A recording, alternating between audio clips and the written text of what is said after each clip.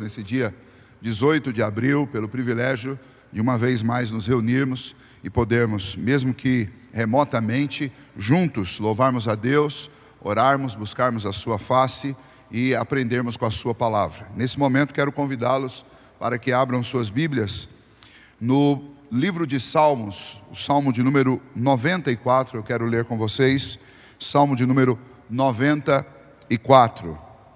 Sempre lembrando de que quando estamos participando deste culto online, é sempre um grande desafio mantermos a atenção naquilo que estamos fazendo, participando do culto mesmo remotamente. Então, fique atento, cuidado com as demais conexões, para que você possa realmente não apenas assistir, mas principalmente participar, estudando, louvando, lendo a palavra e orando juntamente conosco.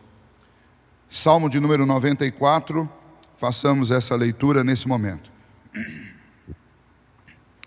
Ó Senhor, Deus das vinganças, ó Deus das vinganças, resplandece, exalta-te, ó juiz da terra, dá o pago aos soberbos.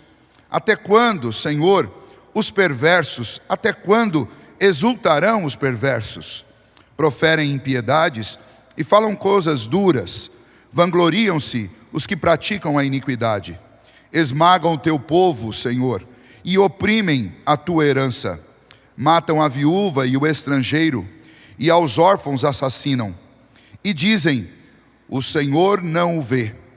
Nem disso faz caso o Deus de Jacó. Atendei, ó estúpidos dentre o povo, e vós insensatos, quando sereis prudentes? O que fez o ouvido, acaso não ouvirá?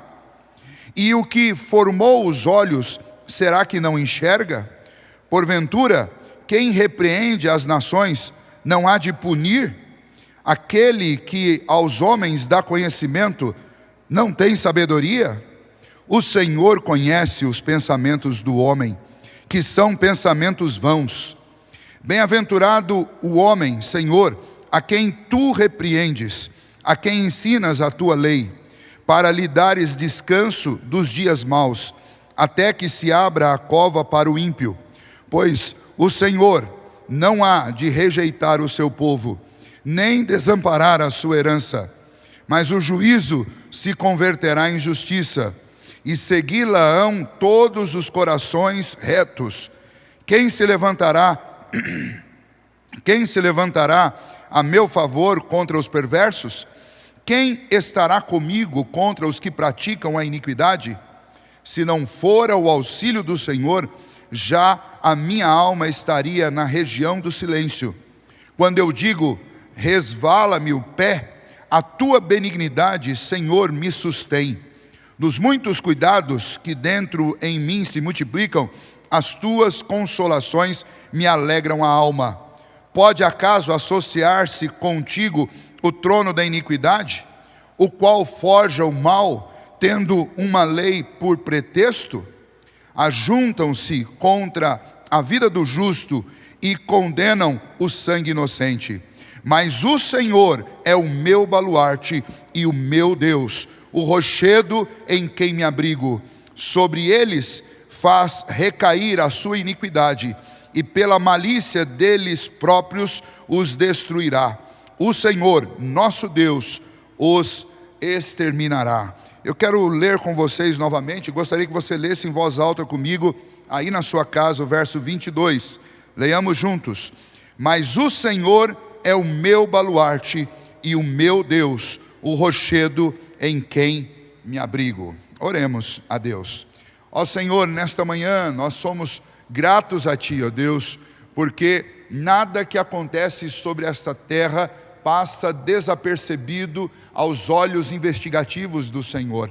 E nós, ó Deus, podemos encontrar paz e consolo para a nossa alma, porque sabemos que o Senhor trará a seu tempo a paga para todos aqueles que praticam mal, para todos aqueles, ó Deus, que de forma fria e calculada, ó Deus, projetam planos, ó Deus, maus contra o povo do Senhor, contra toda a gente, ó Deus, atrás tão somente de poder, de enriquecimento e de coisas que são ilícitas e reprovadas pelo Senhor.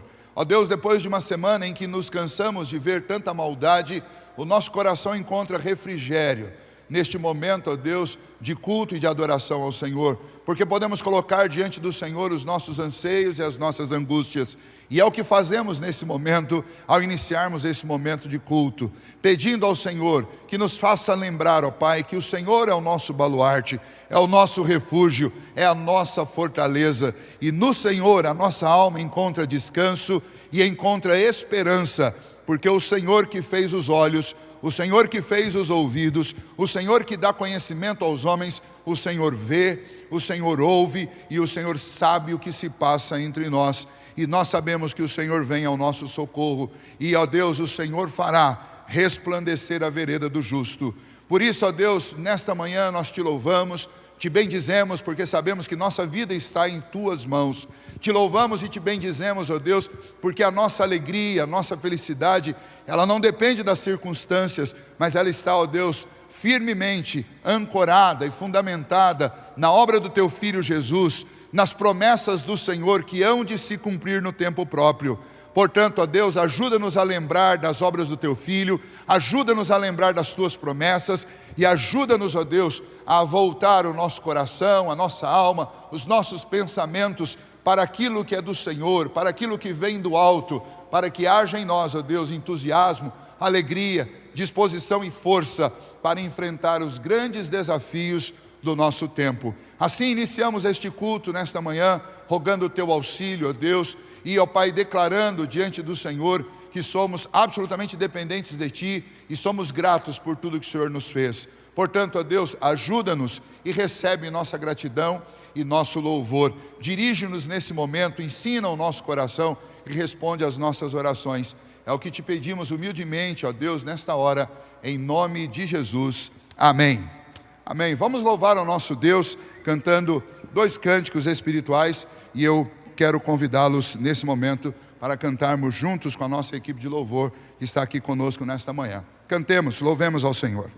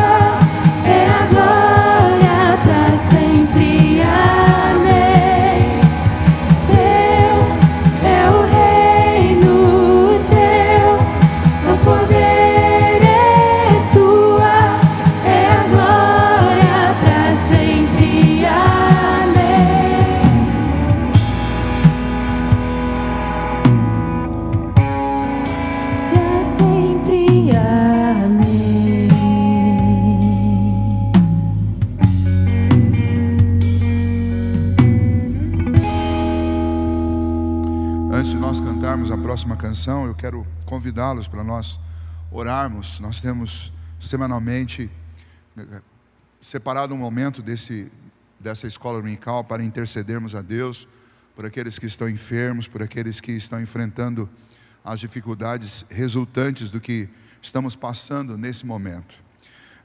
Quanto a isso, nesta manhã, uma notícia me deixou bastante chocado e me emocionou um pouco. Eu quero, antes de orarmos, eu queria compartilhar isso com vocês, para que você perceba sobre o que nós precisamos orar nesse nosso país.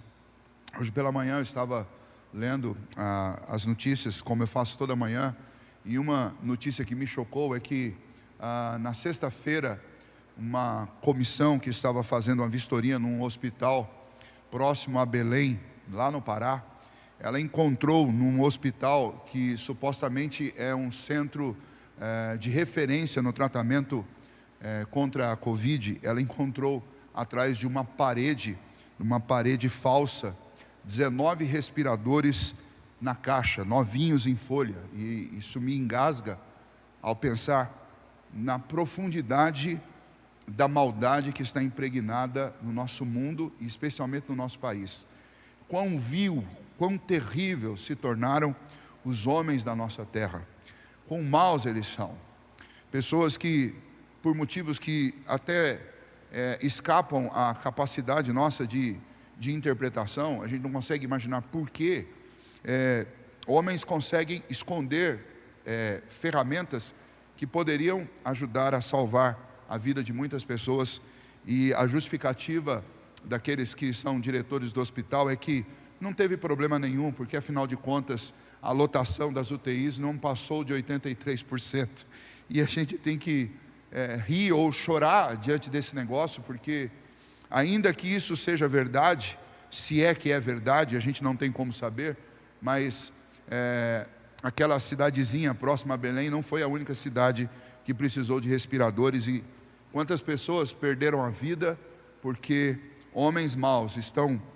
usando a miséria e esta terrível crise no nosso país para ganharem um pouco mais de dinheiro, para ganharem poder, ou tentarem de alguma maneira atingir pessoas que governam e pessoas que estão trabalhando como médicos, que estão lutando para salvar vidas quase que 24 horas por dia.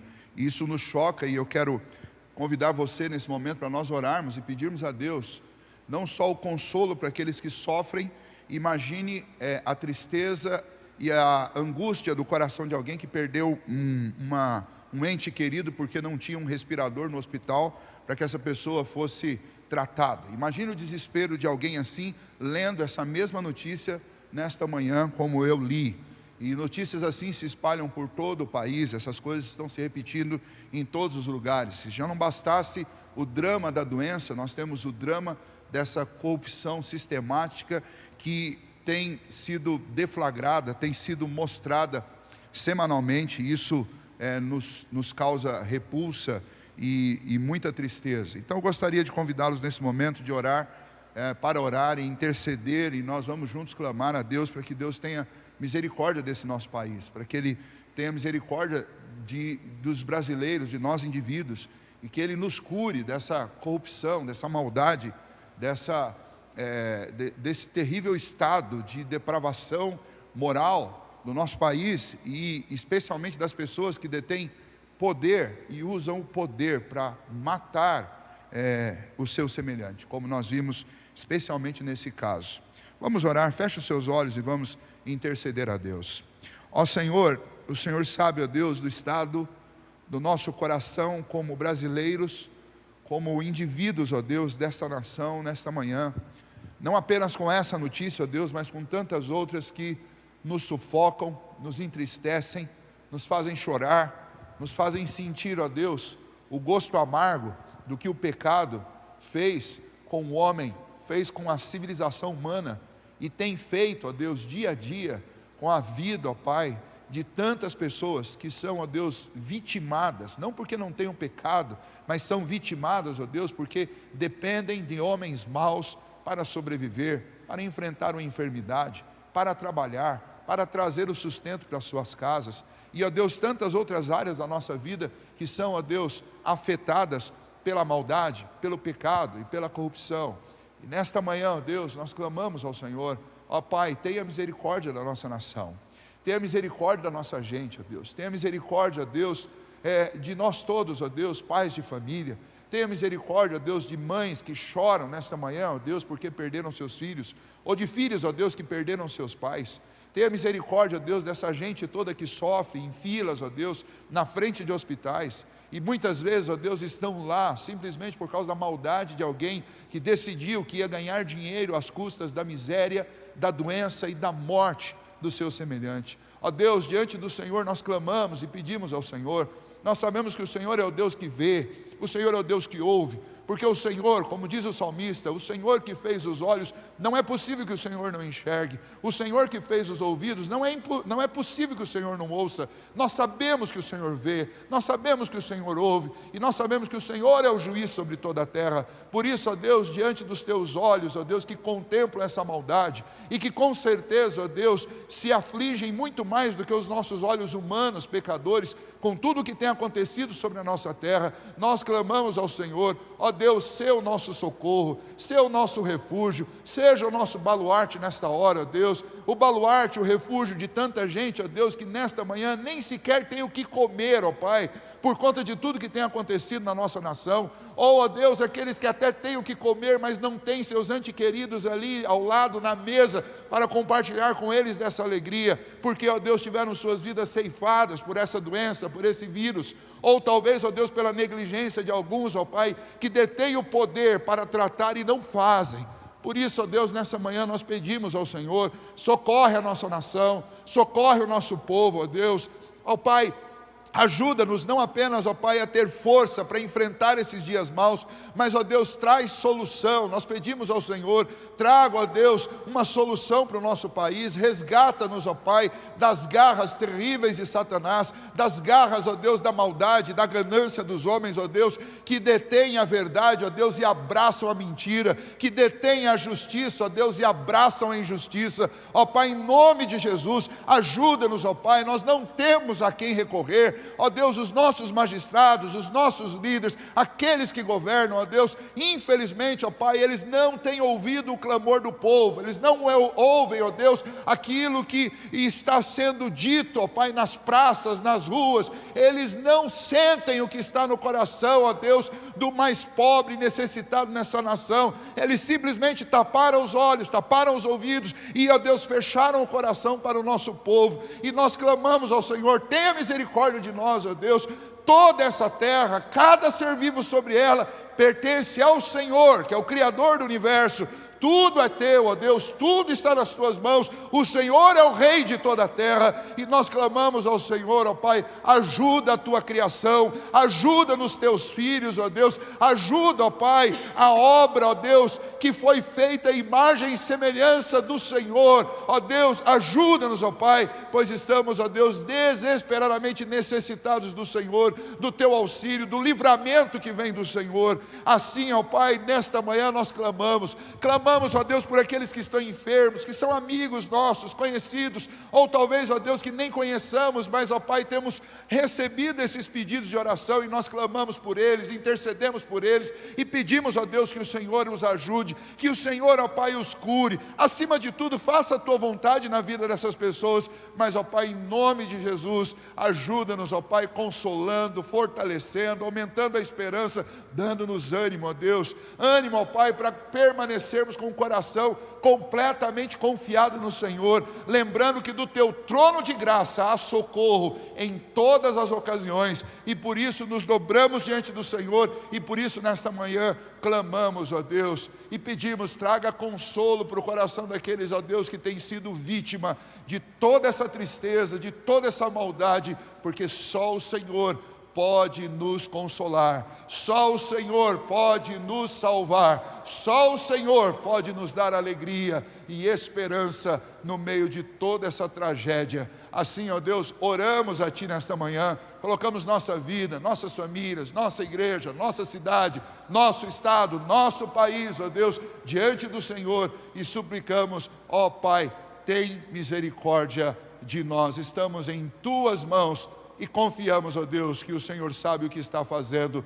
Tão somente traz consolo para o nosso coração e nossa alma, e ajuda-nos, ó Deus, a olhar para o teu trono de graça e, ó Deus, nos alegrarmos com as tuas promessas. Assim oramos nesta manhã, ó Deus, e suplicamos o teu auxílio em nome de Jesus. Amém. Nós vamos cantar a canção Sou Feliz com Jesus, meu Senhor.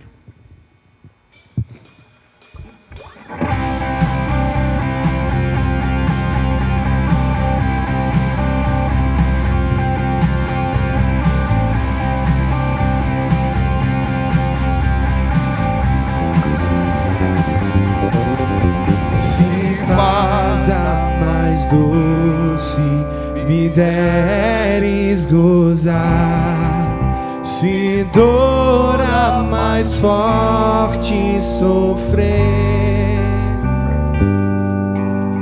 ó seja o que for, tu me fazes saber que feliz com Jesus sempre sou. Sou feliz com Jesus. Sou feliz com Jesus, meu Senhor. Sou feliz com Jesus. Sou feliz com Jesus, meu Senhor.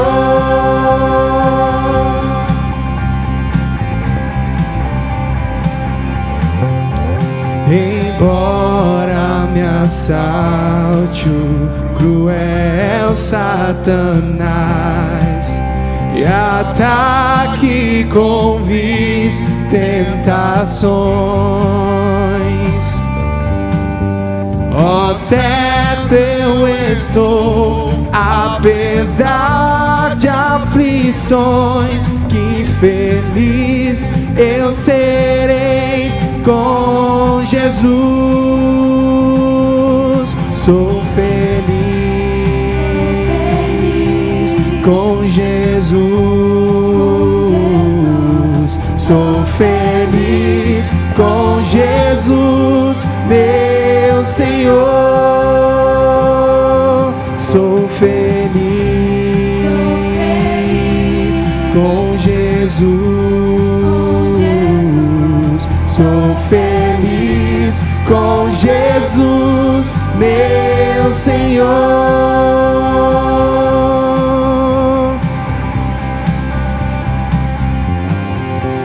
Meu triste pecado, o meu Salvador, foi pago de um modo cabal. Valeu-me, Senhor, ó mercê sem igual. Sou feliz, graças dou a Jesus. Sou feliz com Jesus.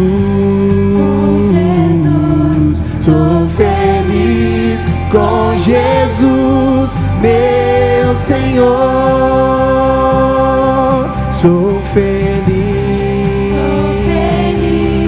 com Jesus. Sou feliz com Jesus, meu Senhor. Sou feliz com Jesus, meu Senhor. A vida eu anseio do meu Salvador, em breve virá me levar ao céu onde vou para sempre morar, com remidos na luz do Senhor. Sou feliz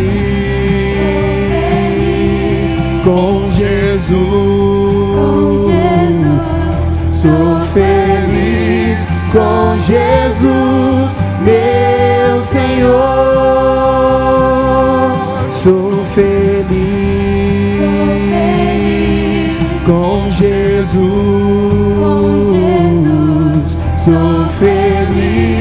com Jesus, meu Senhor. Sou feliz com Jesus, meu Senhor. Sou feliz com Jesus, meu Senhor.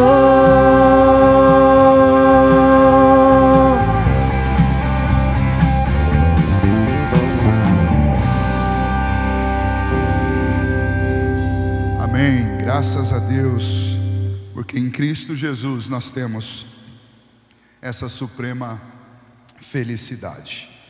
Amém. Deus abençoe. Vamos passar nesse momento para o estudo da palavra do nosso Deus. Quero convidá-los a abrirem sua confissão de fé no capítulo de número 23 e a sua Bíblia na carta aos Romanos, capítulo de número 13.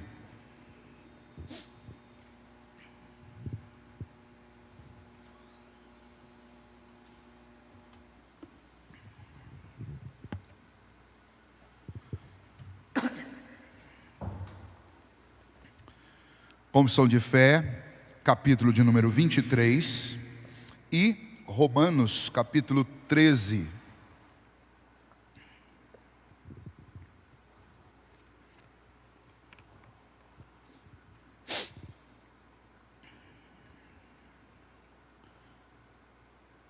Primeiramente a leitura da carta aos Romanos, capítulo 13, de 1 a 7. Eu farei a leitura e gostaria que você acompanhasse aí com a sua Bíblia aberta, a leitura do texto. Todo homem esteja sujeito às autoridades superiores, porque não há autoridade que não proceda de Deus, e as autoridades que existem foram por ele instituídas, de modo que aquele que se opõe à autoridade resiste à ordenação de Deus, e os que resistem trarão sobre si mesmos condenação. Porque os magistrados não são para temor quando se faz o bem, e sim quando se faz o mal. Queres tu não temer a autoridade? Faze o bem e terás louvor dela. Visto que a autoridade é ministro de Deus para teu bem. Entretanto, se fizeres o mal, teme, porque não é sem motivo que ela traz a espada, pois é ministro de Deus, vingador, para castigar o que pratica o mal. É necessário que lhe estejais sujeitos, não somente por causa do temor da punição, mas também por dever de consciência. Por esse motivo, também pagais tributo, porque são ministros de Deus, atendendo constantemente a este serviço. Pagai a todos o que lhes é devido, a quem tributo, tributo, a quem imposto, imposto, a quem respeito, respeito, a quem honra, honra. Vamos orar mais uma vez e pedir que o Senhor nos ajude na compreensão da sua palavra. Bendito Deus, nós te louvamos, ó Pai, por esta manhã, e uma vez mais queremos reconhecer nossa dependência total do Senhor e pedir o teu auxílio para o nosso estudo nesta manhã. Ajuda-nos, ó Deus, a compreender a tua palavra. Pedimos isso em nome de Jesus. Amém. Muito bem, na semana passada nós começamos o estudo sobre o magistrado civil, e quando iniciamos esse estudo, eu fiz questão de ressalvar que quando a confissão de fé ela dá esse título de magistrado civil, ela não está falando a respeito de juízes ou de autoridades do judiciário. A tripartição dos poderes, ela só vai acontecer no século XVIII, então não é esse o caso, não está falando de um dos poderes especificamente. Mas no século XVII, quando a confissão foi escrita, magistrado civil é toda a autoridade governamental, toda ela, né? Naquela época, dentro de uma monarquia e também com os parlamentos, ainda não havia essa divisão que nós temos hoje de poder executivo, de poder legislativo e de poder judiciário. Então, quando fazemos a leitura, é importante que a gente se lembre, magistrado civil, diferente do que nós estamos acostumados a ouvir ou a ler nos noticiários dos nossos dias, não diz respeito exclusivamente àqueles que trabalham no poder judiciário. Mas magistrado civil na confissão de fé diz respeito a toda a liderança governamental, todos aqueles que exercem governo sobre a cidade ou sobre um país, e naquele caso, naquela época ainda, sobre esses conglomerados imperiais. Muito bem, na semana passada nós estudamos quase todo o primeiro parágrafo, ficou faltando um pedacinho que eu quero voltar a ele nesta manhã, mas em resumo nós falamos sobre 3 temas que são consagrados aí neste primeiro parágrafo do capítulo 23. O duplo governo de Deus, né, que é o geral, feito através de decretos sobre o mundo, que é o governo de Deus imediato, não através de meios, né? Por exemplo, Deus governa o tempo, Deus governa o clima, Deus governa todas estas coisas que estão fora da mediação de qualquer agente externo, de qualquer agente que não seja o próprio Deus. Lá no início ele decretou todas as coisas, isso é governo, isso é autoridade, isso é soberania. Esse é o governo geral de Deus. Mas nós vimos também, né, sobre, especialmente nesse capítulo aqui da Confissão de Fé, o governo especial de Deus sobre a igreja. E como que Deus age sobre a igreja? Estabelecendo um cabeça que é Cristo, e o Senhor Jesus é o Senhor da igreja. Dentro do governo geral e dentro do governo especial, governo geral, entenda-se o governo do mundo, governo especial, entenda-se o governo da igreja. Dentro desses 2 governos, Deus também exerce o seu senhorio, a sua soberania, através de meios. Ele não apenas faz de forma extraordinária, mas ele faz de forma mediata. E como ele faz isso de forma mediata e ordinária? Bom, quanto ao mundo, é o governo geral do mundo que Deus criou. Deus não apenas governa através dos seus decretos eternos, mas Deus governa também através daqueles que Ele institui como autoridades para governar esse mundo e fazer a vontade dEle, que foi decretada na eternidade, desconhecida dos homens, acontecer através destes elementos, desses atores que Deus levanta para realizar a sua história.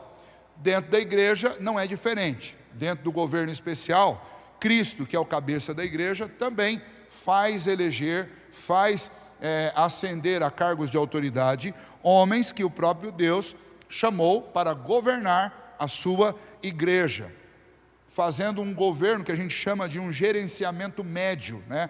Não é o governo soberano, que esse é do Pai e do Filho, e nem é a ausência de autoridade. É um governo, mas é um governo médio, é um gerente médio das coisas. É o governo que a gente chama de governo ordinário de Deus sobre o mundo e sobre a igreja. São as autoridades constituídas, sejam as autoridades gerais para governo do mundo, sejam as autoridades eclesiásticas para governo da igreja. Então, Deus exerce um duplo governo sobre o mundo, e esse duplo governo ele acontece de uma dupla maneira, né? Ele acontece tanto extraordinariamente, sem meios, e acontece ordinariamente através dos meios que são essas autoridades por ele constituídas. Falando neste capítulo, o foco principal é o governo geral e o governo especial de Deus de forma mediata, ou seja, através dos meios, que são os magistrados, no caso do mundo, os magistrados civis,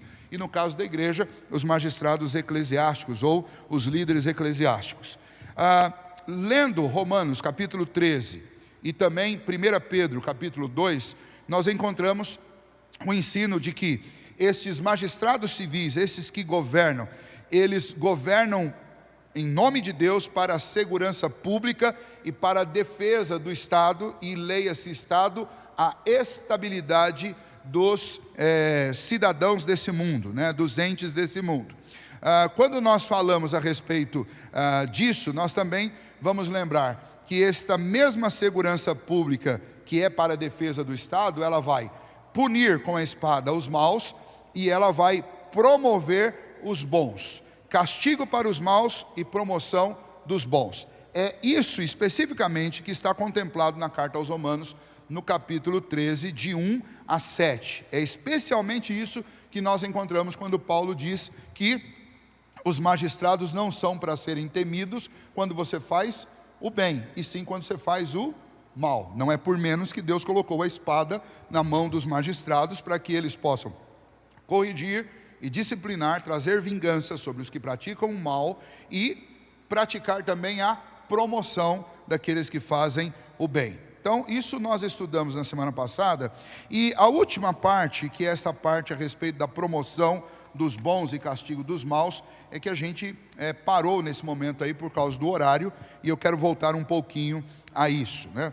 A justiça, ela está a serviço do cidadão, e ela é realizada, ela é promovida por aquelas autoridades que foram instituídas por Deus para que, através dessas autoridades, a justiça seja feita, né? Essa justiça humana, que nós sabemos que ela é imperfeita, mas que ela seja feita. Então veja, quando Romanos capítulo 13, Paulo fala que estas autoridades, elas são ministras de Deus para a contenção do mal, está dizendo que essas autoridades, elas têm como dever estabelecer a justiça e o juízo. E a justiça e o juízo vai demandar o que da população? Vai demandar que da população não, dos magistrados, vai demandar que eles sejam operosos no que diz respeito ao que pratica o mal, não apenas desvendando o mal praticado e dando as devidas penas para aqueles que praticaram, mas também que ela seja, que ela contemple, que ela seja benéfica com aqueles que promovem o bem, com aqueles que são fiéis cumpridores das leis, pagadores de seus impostos e que agem eticamente de acordo com as leis contempladas no país. O resultado disso, então, deveria ser um mundo ideal, onde você tem autoridades instituídas por Deus, porque não há autoridade que não proceda de Deus, e nesse mundo ideal, essas autoridades, elas combatem o mal e elas promovem o bem. Um mundo perfeito. O senão da história toda é que essas autoridades, elas foram constituídas por Deus para reger o mundo caído. E se é um mundo caído, aí sim, aí nós temos uma forte inclinação, para não dizer uma total, mas eu vou dizer uma forte inclinação por causa da presença da igreja e do povo de Deus. Mas nós temos uma forte inclinação da civilização toda para o mal, inclusive os próprios magistrados, que fazem parte desta humanidade caída, e uma dificuldade imensa, extrema, com o bem.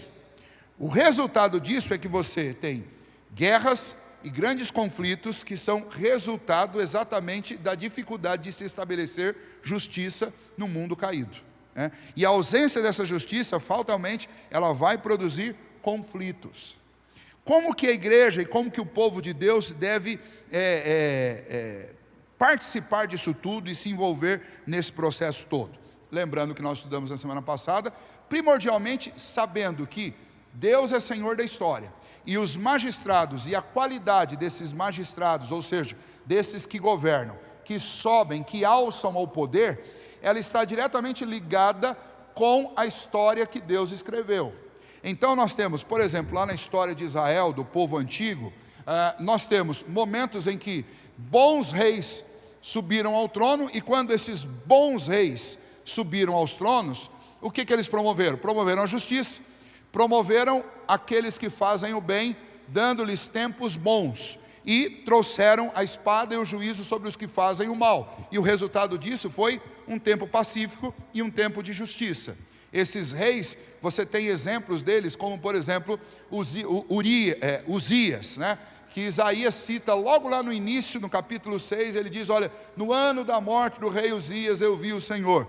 E aí a gente sabe muito pouco sobre essa história de Israel e de Judá. Eu falo a gente, nós aqui brasileiros, ocidentais, a não ser que a gente estude pela Bíblia, poucos de nós têm curiosidade de conhecer essa história. Mas no reino de Judá, onde Isaías estava, no reino de Judá, houve um período de grande prosperidade, de paz nas fronteiras e de uma convivência harmônica dentro dos limites de Judá, por conta do quê? Por conta de um rei que temia a Deus, que buscava a orientação de Deus e que praticava a justiça. Tanto que aquele rei passou a ser um marco na história, um marco temporal. No livro de Isaías, por exemplo, em vez de dizer o ano em que ele viu o Senhor, ele disse o quê? Ele disse, no ano da morte do rei Uzias. Por quê? Porque esse ano foi um ano marcante para a vida deles, porque aquele homem que era um símbolo de justiça, de temor a Deus, de uma nação que estava indo bem, aquele homem morreu. Ou seja, aquele ano foi o pior ano da vida deles, porque o rei Uzias havia morrido. Então Isaías usa isso como uma referência, porque provavelmente na mente de todo judeu que ia ler as profecias de Isaías, o simples fato dele citar no ano da morte do rei Uzias, eles já sabiam que ano que era, porque foi algo marcante na vida deles. Então, Deus levantou bons magistrados, sim, para a promoção do bem, da justiça e da equidade. Mas, ao mesmo tempo, Deus investiu de autoridade em outros lugares, em outros tempos, homens maus? Sim. Reis terríveis, como os reis de Israel. Reis que fizeram coisas horríveis, como o rei Acabe.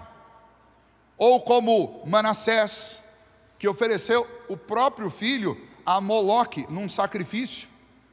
E nós vamos ver tantos reis maus no Antigo Testamento, e a pergunta que fica no nosso coração é: por que Deus fez ascender ao trono estes homens? Bom, duas explicações são importantes que você tem em mente nesse momento. A primeira delas é porque Deus escreveu e decretou a história desde a eternidade. Tem um fio condutor em tudo isso. Então eu tenho que entender que cada vez que um rei desse, ele é revestido de autoridade, ele ascende a um posto de governo, ele ascende ali primordialmente ou primariamente para fazer acontecer a história que Deus escreveu. Ah, pastor, então eles são inocentes porque eles estão ali só cumprindo o papel. Não, eles não são inocentes porque eles não sabem a história que Deus escreveu. E eles ascendem a esse posto, e eles nesse posto eles fazem então somente o que eles sentem vontade de fazer. Deus não os freia e não os impede. Deus apenas os limita, coloca limites para a sua atuação. Um dos limites é a própria morte destes monarcas, no caso de Israel, que eram monarcas, quando eles morriam, traziam, certo, quando era um rei muito mau, traziam um alívio para o povo. Tá? Mas Deus os levanta para cumprir a história que Deus escreveu. Então, primariamente, quando nós temos um líder, um magistrado mau, ruim, que pratica a injustiça, ele está cumprindo um papel que Deus estabeleceu na história. O ponto importante é que ele não sabe dessa história. Ele sobe ali e ele faz o que ele quer. Vou dar um exemplo de um imperador, não do povo de Deus, para não causar aquela ideia de que nós estamos falando somente do povo hebreu, do povo de Israel. Vamos pegar, por exemplo, o grande imperador Ciro, imperador persa. Este imperador Ciro, persa, foi profetizado a respeito dele, por meio de Isaías, que Deus levantaria, olha a expressão que aparece lá: eu levantarei meu servo Ciro, ele virá com a vara para disciplinar o meu povo em Israel. Você encontra isso no início da profecia de Isaías. E o que acontece? A Síria vem e Ciro faz exatamente aquilo que Deus tinha dito. Por causa da maldade, por causa da desobediência, por causa da malícia, por causa da idolatria do povo de Israel e de Judá, Deus os disciplina através de Ciro. O detalhe é que Ciro era um homem pagão. Ciro era um homem que não conhecia Deus. Ele não conhecia o Pentateuco, os 5 primeiros livros da Bíblia, que já eram conhecidos naquela época, os livros da lei. Ele não conhecia as profecias a respeito do que ele faria. Ele não leu Isaías antes para saber o que ele tinha que fazer. Ele simplesmente veio fazendo uma campanha de guerra, e no meio dessa campanha, da estratégia dele, estava a nação de Israel e de Judá. Detalhe aqui, quando nós chegamos lá no capítulo 45 para frente de Isaías, Deus vai falar através de Isaías: e eu disciplinarei Ciro por causa de toda a violência que ele fez, da maldade que ele executou em Judá e Israel. Não, peraí, lá no início, Deus diz que ele é meu servo para fazer o quê? Para disciplinar o meu povo. Lá na frente diz que Deus o disciplinaria. Como é que a gente junta essas duas coisas? Bom, primeiro, porque Ciro cumpriu o propósito que Deus tinha para ele na história. Segundo, Ciro não fez porque ele estava obedecendo a Deus. Ele fez porque ele quis praticar a violência, toda aquela violência contra o povo. Você tem soberania de Deus e responsabilidade humana, as duas coisas juntas. Deus soberanamente colocando os atores no momento certo, E estes homens, agindo de acordo com a sua própria vontade, com a sua própria natureza caída, eles praticam o mal, mal esse, do qual eles são absolutamente responsáveis, porque eles não vão, olha, não, Senhor, eu estava descendo a vara no povo lá, porque Isaías disse que o Senhor, que era para eu vir aqui e fazer isso em nome do Senhor. Percebem? Então veja, quando a gente tem magistrados maus, a gente sempre tem que lembrar desses dois pontos: soberania de Deus e responsabilidade humana. Se existe magistrados, governadores praticando o mal em algum lugar no mundo, eles não estão descumprindo, eles não estão quebrando, eles não estão pervertendo a ordem da história que Deus escreveu. Tudo que eles fizerem, tudo que eles, todos os abusos deles estão contemplados na história que Deus escreveu. E a gente sempre tem que lembrar, sempre quando você estiver com um ponto difícil da história, para você entender, lembra de Isaías 55, guarda aí e marca na sua Bíblia. Isaías 55 tem uma profecia que diz que tudo aquilo que o povo passou no exílio, de 70 anos na Babilônia, Isaías tem uma profecia da parte de Deus para eles, dizendo: e quando vocês voltarem para cá, os montes baterão palmas, haverá uma grande alegria, e toda essa história será um memorial eterno que jamais será extinto. Lembra disso? Deus está construindo um monumento, do qual a nossa história são os atos da construção. Cada um desses atos da nossa história faz parte de um monumento que Deus está construindo, a sua glória, que vai exaltar não apenas a sua justiça, mas a sua misericórdia, a sua graça, o seu amor. Nós somos parte. Nós estamos aqui, esses líderes, os bons e os maus, eles são tijolos que compõem.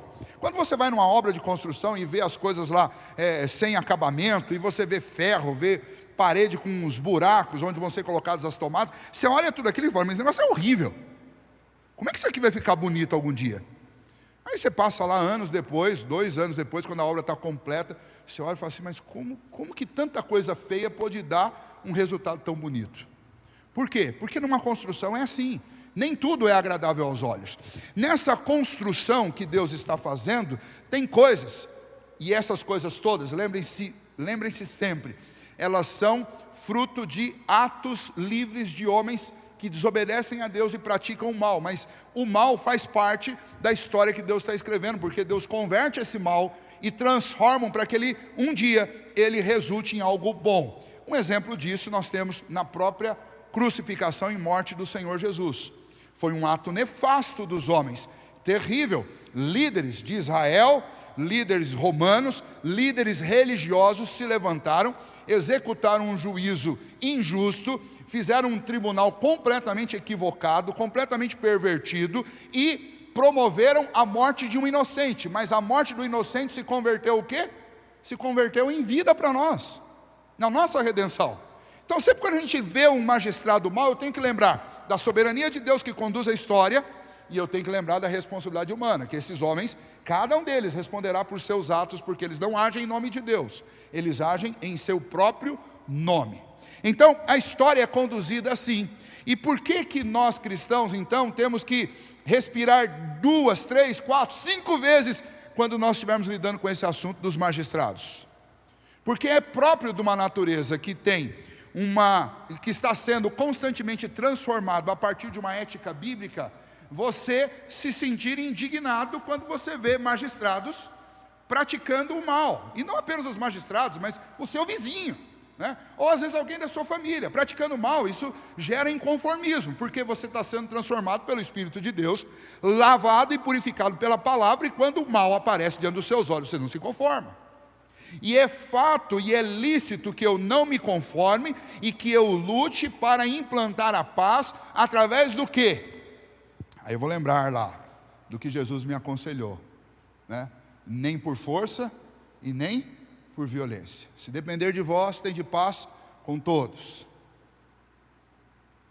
E todas as vezes que eu pensar nisso, eu devo pensar que eu devo ser um proclamador da verdade, eu devo ser uma testemunha da verdade, uma testemunha do amor, da graça e da justiça. E o exemplo maior que nós temos disso é o próprio Cristo. Como que Jesus lidou com autoridades más? Como foi que ele lidou com elas? Ele é o exemplo para nós. Ele não deixou de dizer a verdade. Por exemplo, quando ele estava diante do Sinédrio, líderes religiosos que estavam fazendo errado, ele denunciou o erro deles. Os chamou, inclusive, de sepulcros caiados. Mas quando eles mesmos, esses líderes religiosos, mandaram prendê-lo, Pedro arrancou a faca lá da mão e tirou lá com a espada um pedaço da orelha do soldado. Jesus fez o quê? Bateu palma para Pedro, falou: não, Pedro, não é pela espada. Catou a orelha do soldado, pôs lá de volta, e Jesus se deixou prender por ele. Jesus não tinha poder para simplesmente acabar com todo aquele processo ilegal que estava acontecendo contra ele? Sim, Jesus, com uma só palavra, ele podia fazer todos aqueles homens desaparecerem da face da terra. Como ele fez surgir tudo do nada, ele podia fazer tudo desaparecer com uma só palavra. Mas ele fez isso? Não, porque ele estava nos ensinando uma coisa: todos esses atores que estão presentes na nossa história, com cargos pomposos, com cargos poderosos, eles cumprem um papel dado por Deus, mesmo sem saber, e eles serão responsabilizados pelo que eles fazem. Mas a história que vai acontecer como consequência do que eles fazem é precisamente a história que Deus escreveu. Portanto, como que a igreja lida com os magistrados? Ela lida de forma pacífica com os magistrados. E aí, aqui dentro, e nós vamos tratar desse assunto lá no parágrafo 3º e 4º, aqui dentro a gente precisa entender o que é lidar de forma pacífica. Lidar de forma pacífica não é bater palma e nem passar pano para ninguém.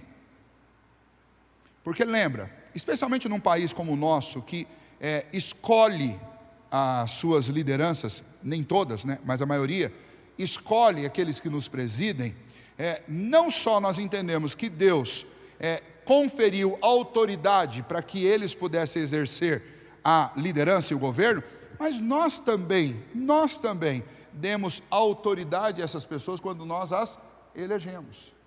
E isso significa que se o próprio Deus pode cobrar deles que eles façam o bem, nós também podemos cobrar e devemos como cidadãos, porque nós também auferimos a eles autoridade e precisamos requerer deles que eles cumpram aquilo para o qual eles foram designados. Então, guarde bem, quando a gente fala assim, a igreja, o povo de Deus lida com as autoridades constituídas de forma pacífica, isso não significa que nós não podemos cobrar, que nós não podemos entrar em uma guerra, entre aspas, como acontece em muitos lugares do mundo, em muitos momentos, numa guerra santa, ou numa guerra fria, ou numa guerra violenta e armada, numa revolta civil contra as autoridades, porque aí nós estaríamos indo contra aquilo que preceitua a palavra de Deus. Em resumo, na semana passada, eu citei isso e fez, olha, lembre-se sempre, não há autoridade que não tenha sido instituída por Deus, mesmo que ela esteja fazendo mal. Mas a história que Deus escreveu, inclusive em algum momento ela depende desses agentes maus, para que ela aconteça como Deus escreveu. O exemplo maior é a própria crucificação de Jesus. Eu citei o exemplo de Judas quando disse, não vão matar o Senhor. Que frase mais justa do que essa?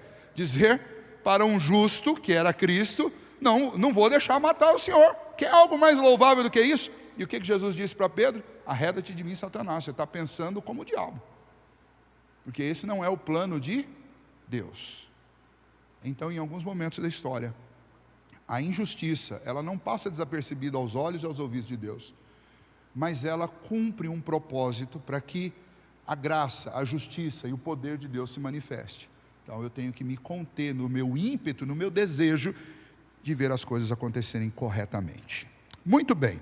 Dito isso, encerrando então o primeiro parágrafo, passemos ao segundo parágrafo. Eu vou fazer só para recapitular aqui e manter a linha de pensamento, vou fazer a leitura do parágrafo 1 e vou passar para o parágrafo 2, a gente tem mais um tempinho para a gente usar, que a gente começou atrasado hoje, então me deem aí, por exemplo, o privilégio aí do tempo. Parágrafo 1. Deus, o Senhor Supremo e Rei de todo o mundo, para a sua própria glória e para o bem público, constitui sobre o povo magistrados civis. A eles sujeitos, e para este fim, os armou com o poder da espada para a defesa e incentivo dos bons e castigo dos malfeitores. Esse foi o parágrafo 1. Parágrafo 2. Aos cristãos é lícito aceitar e exercer o ofício de magistrado, sendo para eles chamados. E em sua administração, como devem especialmente manter a piedade, a justiça e a paz, segundo as leis salutares de cada estado. Eles, sob a dispensação do Novo Testamento e para esse fim, podem licitamente fazer guerra, havendo ocasião justa e necessária. Então vamos lá. 2 pontos aqui importantes para nós. Primeiro, ao cristão Deus permite o exercício da magistratura ou do governo político? Sim, Deus permite, tá? Esse é o ponto. Segundo, um magistrado cristão pode declarar guerra justa, tanto de defesa como de ataque. Então vamos lá. Nós não estamos falando aqui de cidadãos comuns quando a gente fala de declarar guerra. Nós estamos falando de magistratura. E magistratura, entenda-se, cargos governamentais, seja em qualquer um dos 3 poderes. É lícito para o cristão fazer parte dessas autoridades, desse governo? Claro que é. Você não tem lugar nenhum na Bíblia dizendo que um crente, que alguém que serve a Deus, que alguém que está nesta igreja, que é governada pelo cabeça que é Cristo, em lugar nenhum na Bíblia diz que você não possa ou que você não deva participar do governo civil. Muito pelo contrário. Muito pelo contrário. O conceito geral das Escrituras é que nós devemos ser sal e luz deste mundo. Significa que quem deveria buscar intensamente esses cargos políticos deveriam ser exatamente os cristãos pela ética do reino de Deus.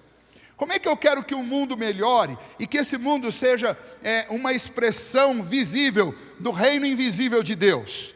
Como é que eu quero que isso aconteça se eu me mantenho completamente alienado, andando paralelamente, à parte, fora do núcleo onde as coisas são decididas e acontecem?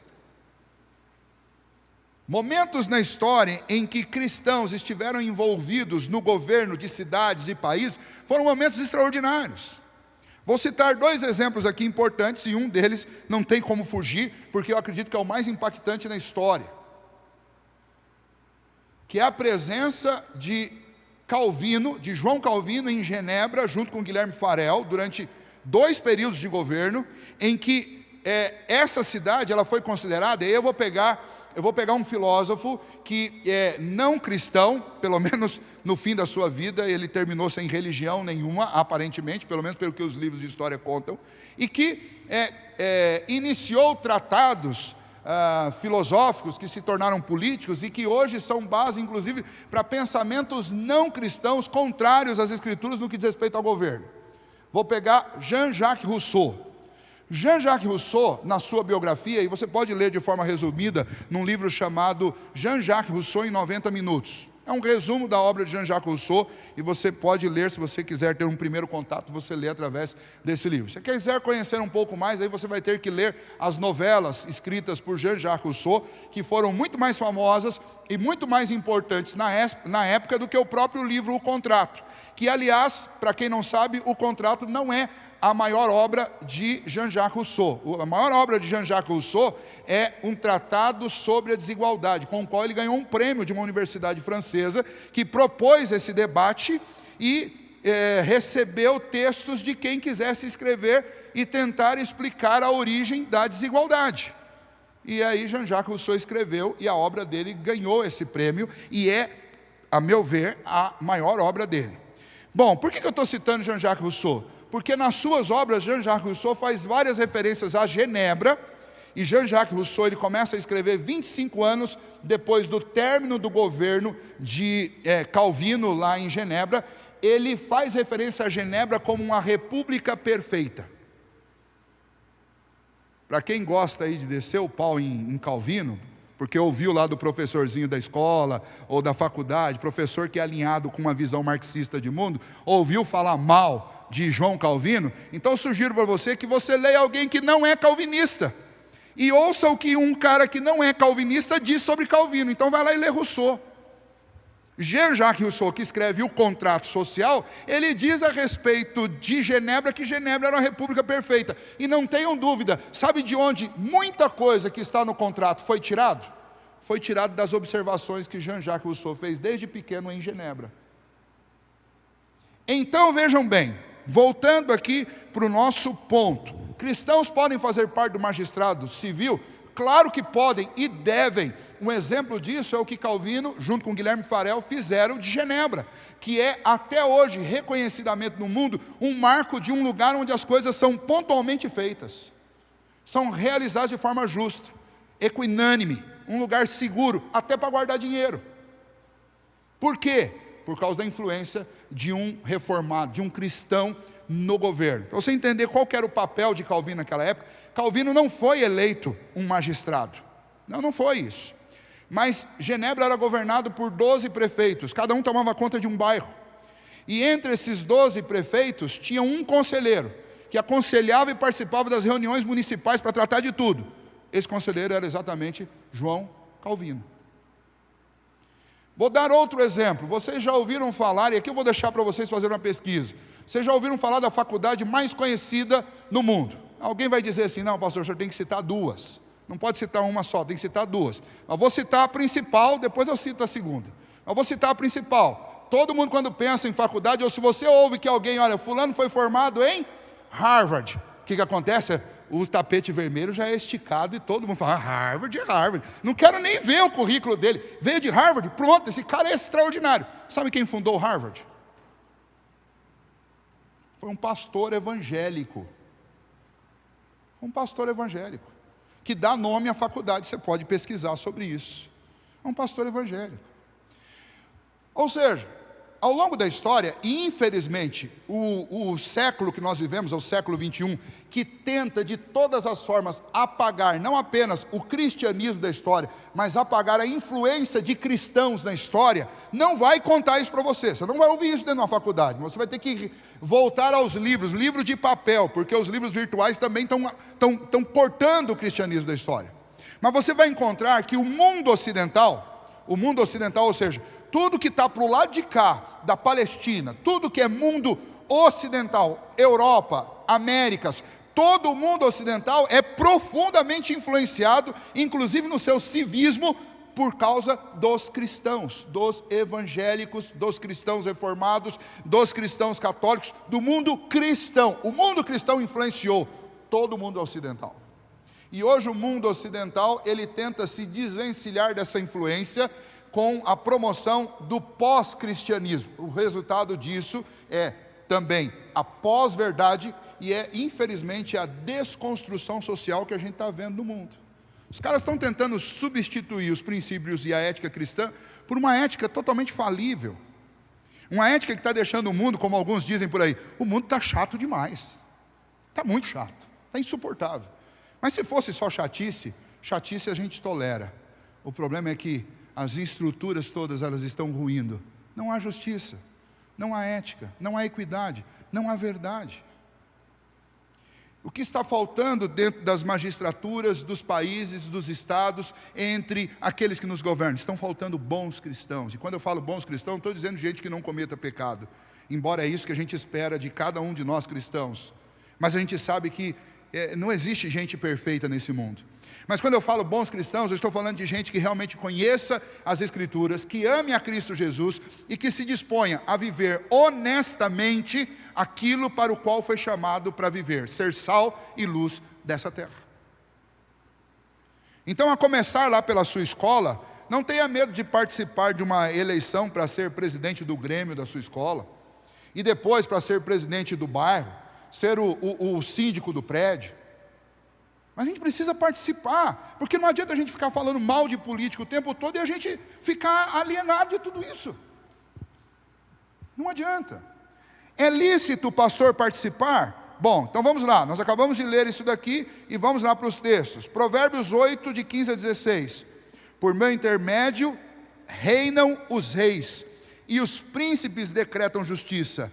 Por meu intermédio governam os príncipes, os nobres e todos os juízes da terra. Veja bem, quem é que dá autoridade aos homens? Não é Deus? Para cumprir a história de Deus.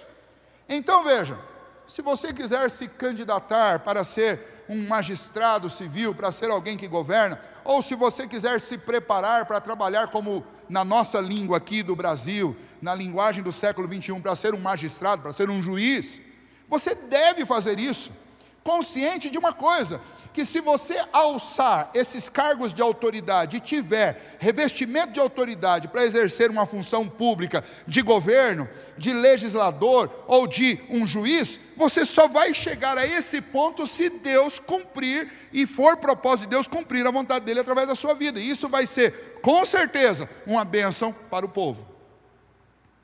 Por isso que muito me alegrou, nesses últimos anos, ver pastores, líderes cristãos ascendendo a cargos que nunca antes na história nós tivemos. Eu não quero entrar no debate aqui a respeito de quem os nomeou e por quê, mas o ponto é, como é bom saber que eu tenho um ministro da Justiça, que é um crente, que é um pastor evangélico, ético.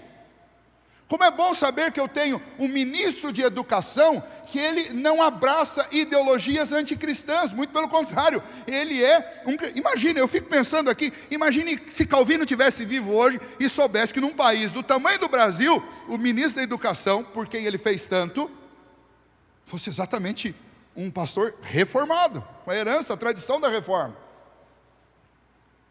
Imagine isso, imagina o pastor John Harvard, sabendo que no nosso país, num país da América Latina, o presidente ou o ministro da educação é um reformado, um pastor reformado. Olha que bênção isso.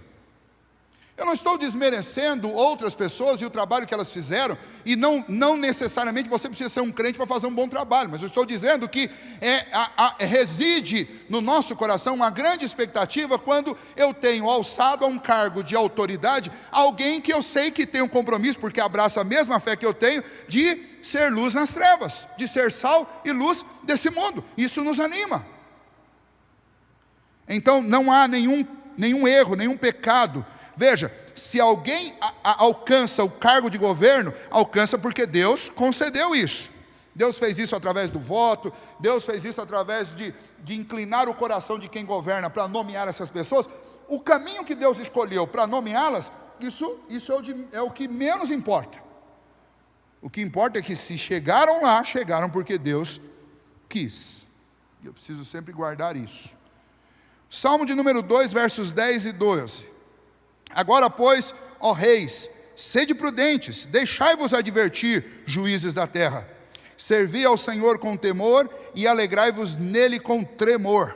Beijai o filho para que não se irrite, e não pereçais no caminho, porque dentro em pouco se lhes inflamará a ira. Bem-aventurados todos os que nele se refugiam. O Salmo 2 é um salmo profético falando a respeito da vinda final do Filho de Deus, quando Deus consumar toda a história. Ele está dizendo assim, olha, bem-aventurados os reis da terra que temem e tremem diante de Deus, porque logo virá o fim. E aí essa expressão interessante, beijai o filho, o que quer dizer? Olha, tenham afeto por Cristo. E se a gente for transportar isso imediatamente para o Novo Testamento, o que o salmista está profeticamente dizendo para esses homens, olha, conheçam a Jesus e conheçam o Evangelho, porque Ele é o Senhor desse mundo.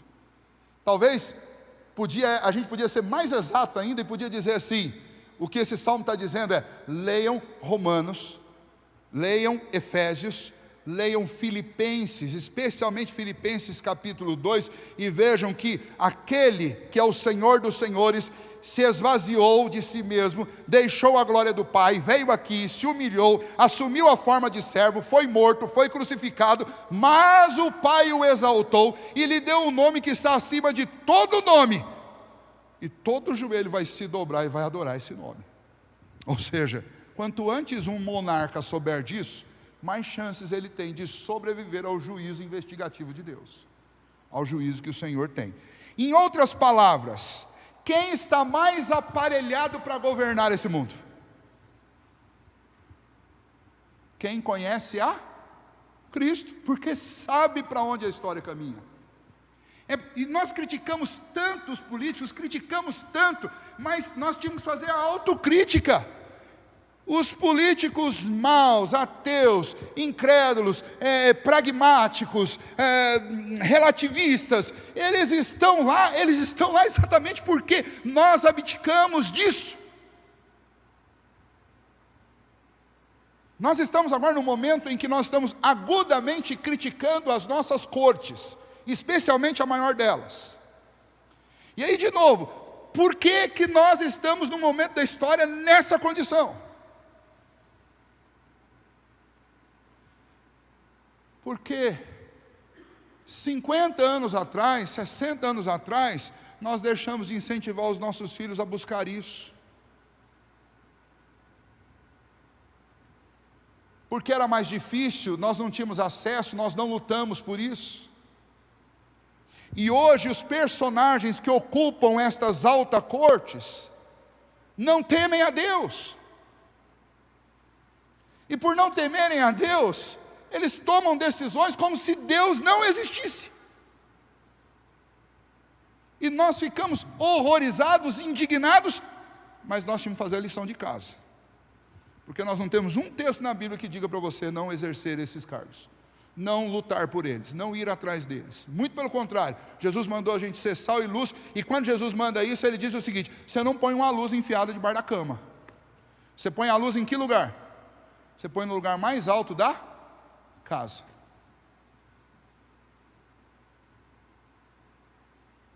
Quem sabe as novas gerações entendam melhor isso. 1 Timóteo 2:2, em favor dos reis e de todos os que se acham investidos de autoridade, para que vivamos vida tranquila e mansa, com toda piedade e respeito. Paulo está dizendo para Timóteo para interceder, para orar por todos aqueles que estão investidos de autoridade. Para quê? Para que vivamos vida mansa, para que vivamos uma vida pacífica, para que tenhamos vida tranquila. O que Paulo está dizendo em outras palavras? A não ser que Deus converta o coração daqueles que estão investidos de autoridade, não tem vida tranquila, não tem vida pacífica. Porque quem deveria estar exercendo este governo são aqueles que temem a Deus. Você pode ler os demais textos, e eu vou parar por aqui para fazer considerações finais sobre esse parágrafo. O segundo ponto desse parágrafo é que, pastor, mas como é que eu posso ser um magistrado, como por exemplo um governador ou um presidente de um país? E se estourar uma guerra? Ou se eu receber notícias que estamos aí sendo ameaçados por um país vizinho, corremos o risco de uma guerra. Eu sou um cristão, como é que eu vou fazer isso? Eu tenho um mandamento e obedeço o mandamento das Escrituras, já está escrito, não matarás. Olha, quanta coisa a gente precisa entender sobre esse ponto. Mas primeiro, os autores da Confissão de Fé disseram assim: é lícito ao magistrado civil, para o bem do povo, para a manutenção da segurança, olha os itens que ele cita aí, vou voltar lá, na metade do parágrafo para frente. Em sua administração, a administração do cristão, como devem especialmente manter a piedade, ou seja, eles devem ser piedosos e para a piedade, a justiça e a paz, segundo as leis do Estado em que ele está, eles, sob a dispensação do Novo Testamento, ou seja, aqui, debaixo daquilo que nós aprendemos com o Evangelho, mesmo, isso aqui é uma ênfase, para que ninguém venha tentar dizer o seguinte: olha, mas agora nós estamos debaixo do Evangelho não levanta a espada de jeito nenhum. Então, debaixo da dispensação do Novo Testamento, e para esse fim, qual fim? O cumprimento do Novo Testamento, o cumprimento das leis constitucionais de cada um dos seus países, para manter a justiça, manter a piedade, manter a paz. Vejam, podem licitamente fazer guerra, havendo ocasião justa e necessária. Olha que interessante isso. Isso aqui ajuda a gente a entender Davi fazendo guerra, Salomão fazendo guerra, Caleb fazendo guerra, Débora fazendo guerra, Jefté fazendo guerra. Isso aqui nos ajuda a entender. Isso aqui nos ajuda a entender o povo inglês que veio colonizar os Estados Unidos da América. Como eles foram resistidos quando os próprios americanos, movidos e liderados por protestantes, a grande maioria deles presbiterianos, fizeram guerra contra o país colonizador, porque era justo que eles vivessem livres na sua terra. Lutaram contra isso e declararam sua independência como um país, usando armas. É lícito a uma autoridade que é cristã, que alçou o cargo de governo, declarar guerra? Sim, claro que é lícito. Desde que haja motivo justo para isso. Desde que esteja defendendo o seu território. Desde que esteja atacando aqueles que de alguma forma ameaçam a segurança, a paz, a tranquilidade, a justiça e a piedade no seu país. Que fique muito enfatizado, atacando a piedade. A possibilidade de viver vida piedosa no país. Se alguém está atacando a possibilidade de vida piedosa num país, os magistrados desse país, eles têm o dever de declarar guerra contra isso. E aí, se faz necessário, especialmente para aplicar essa parte aqui para o nosso país, dentro do nosso país, é importante a gente entender uma confusão que acontece constantemente, e nós vamos encerrar com esse assunto aqui, que é o entendimento do que é um Estado laico e um Estado laicista. Porque você vai ouvir essas duas palavrinhas aí, volta e meia na boca de muitos políticos. Mas não é só na boca deles, na boca de muitos governantes e de juristas, inclusive. E de magistrados do Poder Judiciário. Bom, resumidamente, depois você pode estudar e se aprofundar mais no assunto. Mas, resumidamente, o que é um Estado laico? O Estado laico é um Estado sem religião oficial. Ou seja, o Estado, ele não tem que ter religião. Porque o Estado é o povo. E na multiplicidade do povo, existe multiplicidade de confissões, de profissões de fé. Quando o Estado adota uma religião, o que o Estado faz? O Estado, ele vai impor sobre todos os seus cidadãos aquela religião. Quando que isso aconteceu? Vamos lá. Constantino, lá no século IV, quando ele declarou que o cristianismo, não o cristianismo que você tem hoje, mas especialmente a igreja que foi declarada a igreja do Estado, a igreja católica, apostólica, romana, quando ela foi declarada a religião oficial de Roma, todo cidadão romano e todo cidadão de todas as terras que estavam debaixo do governo do Império Romano, automaticamente passaram a ser membros dessa igreja. Por exemplo, nós temos a nossa igreja aqui presbiteriana de Assis. Quantos membros nós temos lá no hall? Se eu não me engano, 226. Temos lá no hall. Mas se, por algum motivo, o prefeito da nossa cidade, isso é hipotético, isso não pode acontecer porque nós temos uma carta magna federal. Mas vamos numa situação hipotética, fôssemos aqui um Estado independente e o prefeito da cidade, nosso governante, declarasse: a partir de hoje, a igreja presidente de Assis é a igreja oficial da cidade de Assis. Significava o quê? Quantos nós temos de população aqui? 100 mil pessoas? 100 mil pessoas, naquele exato momento, passam a ser parte do hall de membro da igreja presidente de Assis.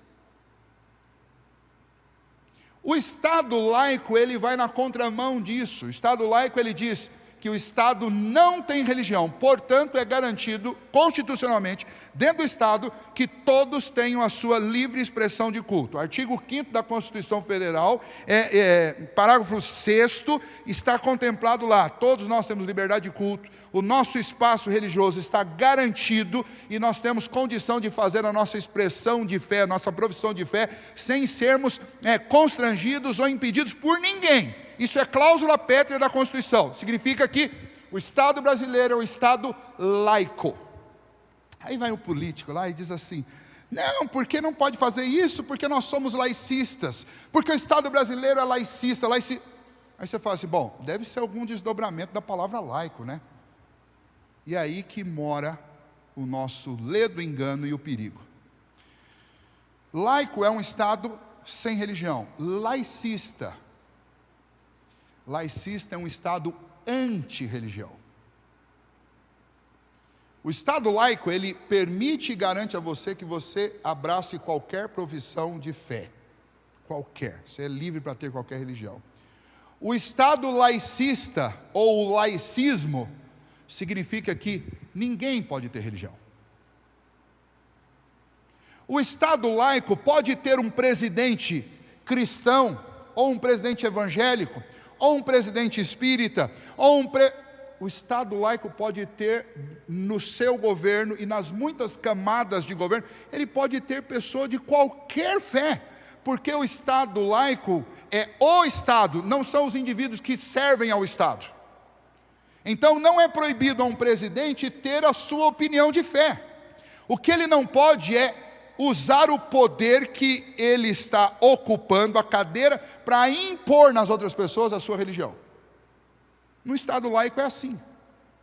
Agora, vejam bem, no Estado laicista significa que nem os que governam e nem os que são governados podem abraçar qualquer religião, porque o Estado laicista ele é anti-religião.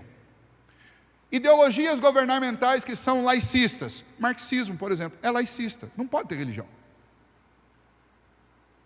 Vocês estão entendendo o que está acontecendo no nosso país hoje? Não sei se vocês estão lendo e observando isso. Mas existem, por exemplo, projetos de lei e existem recursos encaminhados à Suprema Corte do nosso país, pedindo o quê? Vejam bem, no meio de uma pandemia, onde tem gente morrendo todo dia, pelo menos é o que se noticia, aos milhares, nós temos casos que estão lá pautados para serem votados pela Suprema Corte do nosso país e pelas casas de leis, como o Congresso, sobre tirar crucifixos de dentro de estabelecimentos públicos. Vamos entender esse debate. Tem dois lados da moeda nesse debate, só para você entender. Vamos lá, eu tenho uma galera jovem que está comigo aqui na igreja, para vocês que estão em casa, vocês estão me vendo aqui, virando para o lado toda hora, porque eles estão aqui. Vejam bem, num Estado laico, onde não há religião oficial, cabe, então é uma pergunta, cabe feriados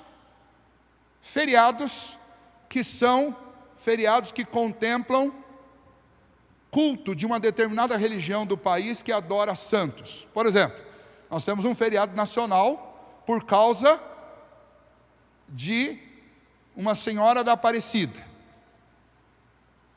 Isso é Estado laico? Percebam que nós temos problemas gravíssimos no país. Só que esses problemas gravíssimos, eles dão oportunidade aos aproveitadores que querem implantar o laicismo, porque dão argumentos. Então veja, se eu estou num país laico, eu não posso ter feriados religiosos. E se for para ter feriado religioso, eu tinha que ter para todas. Então, nós temos aqui no quadro nosso de história, nós temos figuras importantíssimas, como Lutero, né? Como Lutero, que começou o movimento de reforma oficialmente. Não era justo que nós tivéssemos um feriado do dia da reforma, 31 de outubro fosse feriado? Tinha que ser. Mas nós temos uma única religião contemplada nos feriados. Então tem o feriado lá da Senhora da Aparecida. Nos estados tem da padroeira do estado. Nos municípios tem o feriado da padroeira do município. Tem Corpus Christi, que é um feriado ao Cristo transubstanciado, ou seja, a presença de Cristo na ceia. Está tudo lá no nosso. Ou seja, o Estado laico poderia ter isso? Não. Porque está privilegiando uma religião em detrimento das outras. Isso vem lá da família portuguesa, lá de trás, que era uma família católica, e sempre houve essa inclinação do Estado à promoção de alguns direitos especiais para os católicos. Agora, por outro lado, quando o Estado começa a ter implicância com objetos religiosos dentro de determinados departamentos, como por exemplo uma cruz, ou um crucifixo, ou um santo, alguma coisa, nós temos um movimento que não é um movimento de busca pelo autêntico Estado laico. Nós vamos tirar o objeto de tudo. Mas o que nós temos é uma tentativa de implantação do laicismo. Sabe, vocês vão entender isso. Imagina o seguinte, eu estou de bicicleta, e o portão da minha casa está aqui. Mas eu acho que dá para vir embalado até pertinho. Só que quando chega bem pertinho, eu piso no freio, mas eu não dou conta de parar e eu passo 100 metros para frente, 10 metros, 20 metros para frente. Esse movimento e esse avanço dos proponentes do laicismo sobre o Estado, para conter o Estado laico, é igual essa freada atrasada da bicicleta. O que acontece? Ele ataca essa incoerência do Estado, que deveria ser laico, mas ele não para aqui. Ele vai avançar para o outro lado. E nós estamos vendo esse avanço acontecendo o tempo inteiro. Esse avanço vem acontecendo com leis que querem impedir que as igrejas, por sua profissão de fé, elas estabeleçam quem pode e quem não pode ser membro da igreja. A PL 122, que foi uma luta há alguns anos atrás, ela estabelecia, entre outras coisas, que se nós, como cristãos, impedíssemos, por exemplo, uma pessoa que tem por orientação sexual homossexualismo, nós impedíssemos por uma questão de convicção de fé, essa pessoa de ser membro da igreja, ela poderia nos atacar e dizer o quê? Que ela foi vítima de um crime de homofobia. E graças a Deus a PL 122 não passou. Mas a PL 122, ela invadia a minha liberdade dentro do Estado laico para impor sobre mim o desejo do Estado. E aí nós vamos ver no próximo parágrafo, que é o parágrafo 3º, vai falar quais são os limites do Estado, que deve ser laico, invadir o meu contexto de cristão, e qual o limite meu cristão de me imiscuir nas questões do Estado, como igreja, não como indivíduo, é como igreja. O ponto para nós é que nesse ambiente aparentemente confuso, e eu quero encerrar com isso, e quero pedir a vocês que orem por isso, muitas guerras, meus irmãos, aqui no Brasil, muitas guerras, pequenas guerras estão sendo travadas, mas as consequências dessas batalhas, muitas delas são jurídicas, as consequências serão profundamente impactantes. E a gente está alienado, a gente não está acompanhando esses debates. E esses debates estão acontecendo dentro do legislativo, esses debates estão acontecendo lá no judiciário. Nós temos uma representação de cristãos muito pequena lá dentro, nem sempre eles conseguem, e dessa representação tem muita gente ali comprometida politicamente com alguns outros, e fica essa guerra ideológica, mas nós temos que orar e clamar a Deus para que Deus tenha misericórdia de nós. Porque se nesse nosso país, onde nós temos uma Constituição Federal, que tem como cláusula pétrea o Estado laico, a liberdade de culto e de expressão, essa Constituição, infelizmente, tem sido interpretada à revelia da própria hermenêutica jurídica, tem sido interpretada à vontade ideológica de cada um daqueles que fazem a interpretação, e o resultado disso são decisões que são absurdas, são decisões que são, e aí eu posso criticar como cidadão, que paga os seus impostos, não estou aqui falando como o pastor, mas como um cidadão. Nós temos um país onde a mais alta corte toma decisões que são esquizofrênicas, porque se você pegar uma decisão de hoje, comparado com a decisão de 2 anos atrás, elas são esquizofrênicas, são os mesmos conteúdos constitucionais usados para tomar decisões absolutamente antagônicas. Nós nos cansamos disso, nós nos entristecemos com isso, nós ficamos estressados com isso, mas a gente não pode abrir mão desse debate, e a gente não pode ficar alienado disso, porque esse mesmo esquizofrenismo jurídico, ele também está sendo aplicado para julgar questões religiosas, como nós tivemos há 2 semanas atrás, sobre igreja abrir ou não abrir, o que é um absurdo. Seria tão mais fácil resolver tudo isso daí, bastava um juiz chegar lá e falar assim: eu quero chamar os cristãos à consciência, nós queremos que vocês falem de vida, e para falar de vida vocês podem falar de qualquer jeito, eu quero fazer um clamor a vocês: acompanhem, mesmo que seja virtualmente, todo mundo que está perdendo uma família. Vamos ocupar o nosso tempo em trazer conforto para quem está sofrendo, porque mais importante do que a gente reunir para cantar junto, é a gente como igreja cumprir o papel de ser sal e luz nesse mundo, acompanhar e levar esperança para quem está sem esperança. Tinha que mudar o foco, e com um argumento muito simples: gente, nós não vamos debater aqui contra um princípio que é uma cláusula pétrea da Constituição, acabou, não tem o que discutir sobre isso.